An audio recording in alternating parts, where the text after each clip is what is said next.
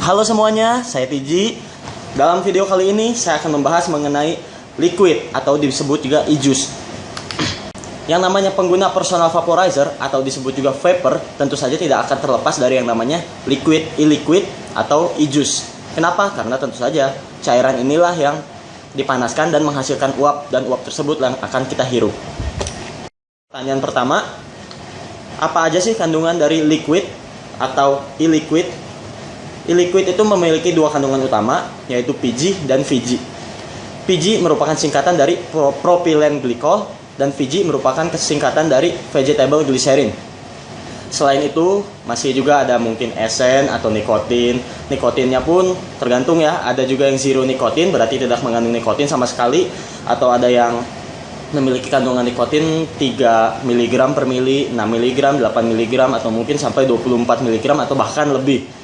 Pertanyaannya, aman nggak sih kalau kita menghirup liquid tersebut? Kandungan dari e-liquid, yaitu PG dan VG yang digunakan untuk e-liquid ini, tentu saja sudah PG dan VG yang tergolong food grade. Begitu juga dengan esennya.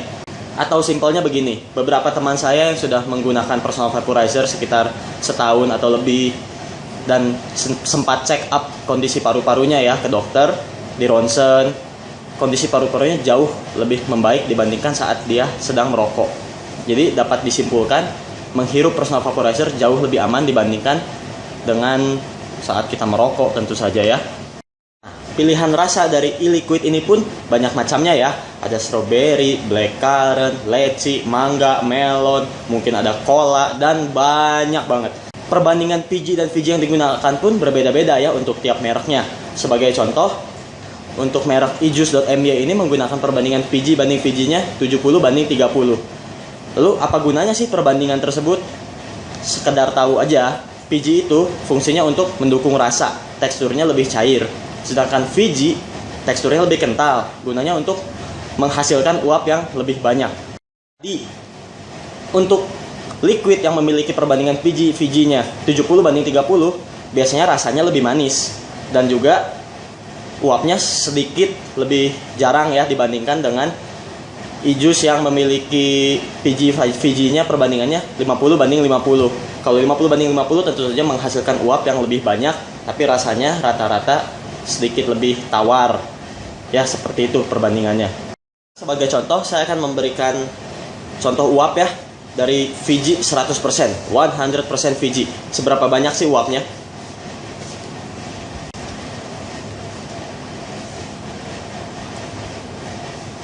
Oke, bisa kelihatan ya, uapnya memang sangat tebal kalau menggunakan 100% VG, Akan tetapi tidak ada rasanya karena tidak mengandung esen atau apapun itu gitu.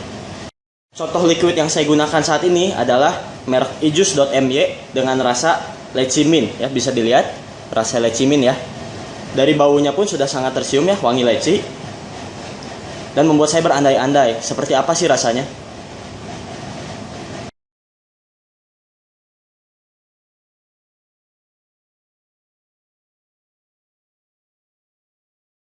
Ini merupakan salah satu contoh yang tidak boleh ditiru ya, sangat berbahaya untuk meminum liquid. Di luar sana mungkin kita pernah baca ada artikel-artikel yang menyebutkan hati-hati, rokok elektrik atau personal vaporizer jauh lebih bahaya daripada rokok konvensional biasa. Benarkah itu? Kalau kita tilik-tilik, kalau kita lihat-lihat lagi nih, apakah benar lebih berbahaya? Coba kita simak lagi berita yang ditulis oleh artikel tersebut. Siapa yang mengalami kecelakaan tersebut gitu, sampai masuk rumah sakit atau apa? Gara-gara apa sih? Biasanya korbannya tuh anak di bawah umur 5 tahun yang liquidnya bisa sengaja-ngaja diminum karena dia mencium wanginya mungkin seperti sirup. Kalau diminum dengan kadar nikotin yang cukup tinggi, ya itu sangat wajar kalau itu masuk ke rumah sakit gitu. Seperti atau enggak, ada kemungkinan lainnya ya, liquid ini memiliki kadar nikotin dan ketumpahan ke tangan, ke kulit, mengenai kulit anggota tubuh gitu. Dengan begitu nikotinnya akan dengan sangat cepat menyerap dan hal itu menyebabkan kita tuh tubuhnya overdosis nikotin. Di mana-mana yang namanya overdosis sangat tidak baik gitu. Saya sebagai pengguna personal vaporizer sudah hampir setahun, jika saya disuruh meminum ini seperempat botol, saya pun merasa percaya diri saya akan masuk rumah sakit saat itu juga. Sampai di sini saja ya video mengenai e-liquid. Semoga infonya dapat membantu teman-teman sekalian. Kalau masih ada yang ingin ditanyakan, bisa disampaikan, dituliskan di komen di bawah video ini ya. Sampai bertemu di video berikutnya. Akhir kata dari saya, jangan lupa, smoking is dead, vaping is the future, and the future is now.